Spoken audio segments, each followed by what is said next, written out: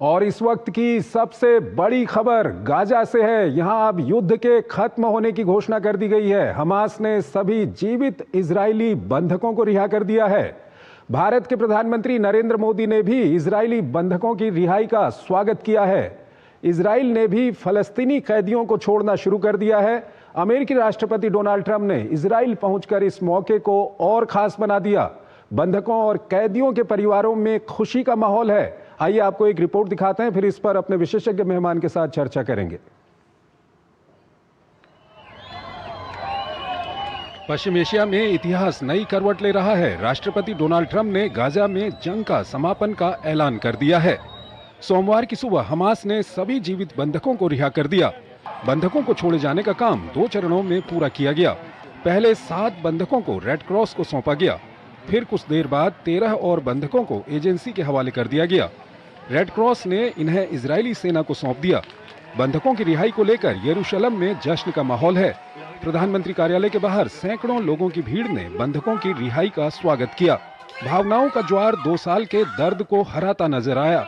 बंधकों में से एक एलोन ओहेल ने रिहाई के बाद इजराइल के राष्ट्रपति इसाक हर्जोग और उनकी पत्नी माइकल हर्जोग से फोन पर बात की।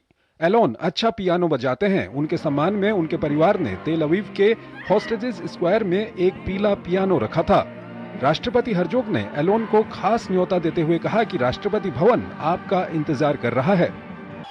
बदले में इजरायली जेलों से 250 फलस्तीनी कैदियों को भी रिहा किया गया। परिवार वालों ने उनका गर्मजोशी से स्वागत किया। हमास के पास अब कोई जीवित बंधक नहीं है। हालांकि बंधकों के 28 शव अभी भी हमास के पास मौजूद हैं। इन बंधकों को 7 अक्टूबर 2023 के हमलों के दौरान हमास ने बंधक बना लिया था। इस ऐतिहासिक क्षण का गवाह बनने के लिए अमेरिकी राष्ट्रपति डोनाल्ड ट्रंप पहले से ही यरूशलेम में मौजूद थे। उन्होंने पहले रिहा हो चुके बंधकों और उनके परिवारों से मुलाकात की। इसके बाद ट्रंप ने इजराइल की संसद को संबोधित किया। सांसदों ने उनके सम्मान में उन्हें स्टैंडिंग ओवेशन दिया। पूरी संसद ट्रंप ट्रंप के नारों से गूंज उठी। प्रधानमंत्री नेतन्याहू ने जंग खत्म कराने के लिए उनका आभार व्यक्त किया और मिलकर क्षेत्र में शांति लाने की प्रतिबद्धता दोहराई।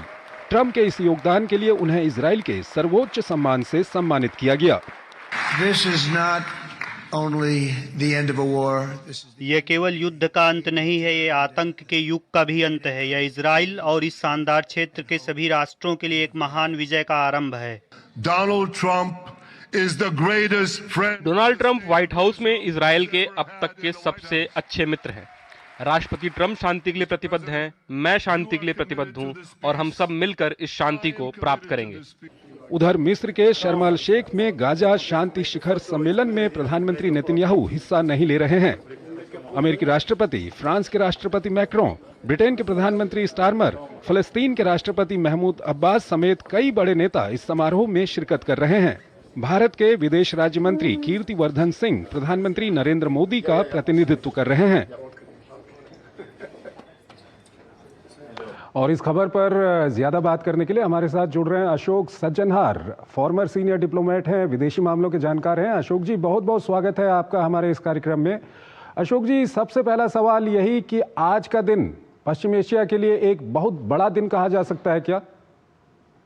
जी, बहुत धन्यवाद चंद्रशेखर जी मुझे आमंत्रित करने के लिए। आप ठीक कह रहे हैं, बहुत ही बड़ा दिन कहा जा सकता है, क्योंकि 2 साल से ये जो युद्ध चल रहा है, जब से 7 अक्टूबर 2023 को जब हमास ने हमला किया था, 1200 लोगों को मार गिराया था, इजरायली लोगों को, सिविलियंस को, और करीब 250 लोगों को बंधक बनाकर ले गए थे। तो उसमें उस चैप्टर का मैं कहूँ जो आखिरी अंतिम अध्याय लिखा गया है, और उसके साथ साथ करीब, जैसे आपने बताया अपनी रिपोर्ट में, करीब 1700 जो फिलिस्तीनी बंदी थे उनको भी रिहा कर दिया गया है।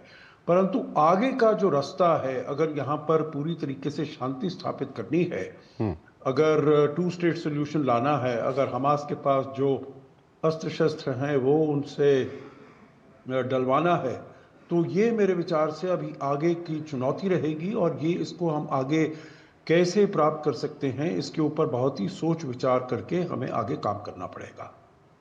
अशोक जी, ये जो आगे के रास्ते की आप बात कर रहे हैं, कई जो इंटरनेशनल मीडिया है उसमें कई आर्टिकल्स में मैं पढ़ रहा था, लोग इसको बहुत बड़ी चुनौती क्यों मानते हैं अब जो आगे का रास्ता है उसको? क्योंकि देखिए इसमें जो दो सबसे बड़ी हस्तियां हैं जो कि इन्वॉल्व हैं, एक हमास है और एक इजराइल है। तो अब वहां पर चाहिए जो 2 स्टेट सोल्यूशन होना चाहिए, जो 20 पॉइंट प्रोग्राम है राष्ट्रपति ट्रंप का, तो उसमें उन्होंने कहा है जो 2 स्टेट सोल्यूशन को हम मुहैया कराएंगे, उसको हम इस्टेब्लिश करेंगे, उसको आगे लेकर जाएंगे। परंतु इजराइल ने और प्रधानमंत्री बेंजामिन नेतन्याहू ने, चंद्रशेखर जी, कभी नहीं माना है जो वो 2 स्टेट सोल्यूशन होना चाहिए। तो सबसे पहले तो मुश्किलात यहां पर आती है। दूसरा है जो एक और प्रोविजन है उसी अग्रीमेंट का, 20 पॉइंट प्लान जो है, एक और उसका प्रोविजन है और उसमें ये कहा गया है जो हमास अपने पूरे अस्त्र शस्त्र डाल देगा, अपने को निशस्त्र कर देगा, निहत्था कर देगा, और ये कभी मेरे विचार से हमास मानने के लिए तैयार नहीं होगा। क्योंकि एक तो सबसे बड़ा उसके पास जो ट्रम्प कार्ड था वो बंधक थे, वो बंधक अब दे दिए हैं, 20 दे दिए हैं, 28 जिनके मृत शव होंगे उनको भी निकाल कर कहीं वो वापस करेंगे। तो जो सबसे बड़ा ट्रम्प कार्ड था वो तो उन्होंने दे दिया है। अब अगर अपने को निहत्था कर लेंगे तब तो वो एकदम उनको खात्मा कर दिया जाएगा।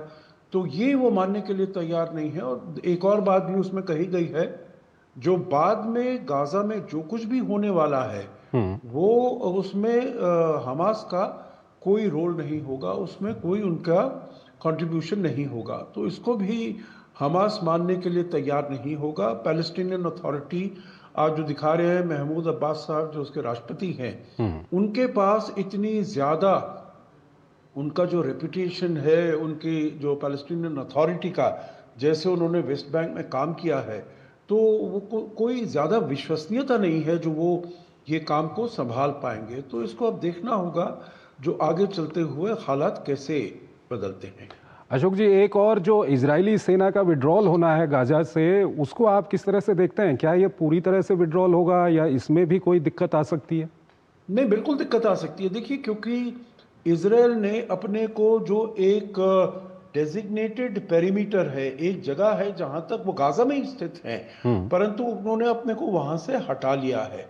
और वो उन्होंने कहा है जो हमारा तो ऑब्जेक्टिव है, हमारा तो लक्ष्य है, जो हमास को पूरे तरीके से खत्म कर दिया जाए। आतंकवाद को वो हमास से मिलाकर देखते हैं और आतंकवाद को वहां से खत्म कर देना चाहिए। वही आपने देखा है जो आज राष्ट्रपति ट्रंप ने भी और प्रधानमंत्री बेंजामिन नेतन्याहू ने भी इजराइल की नेसेट में यही कहा, उनकी पार्लियामेंट में यही कहा।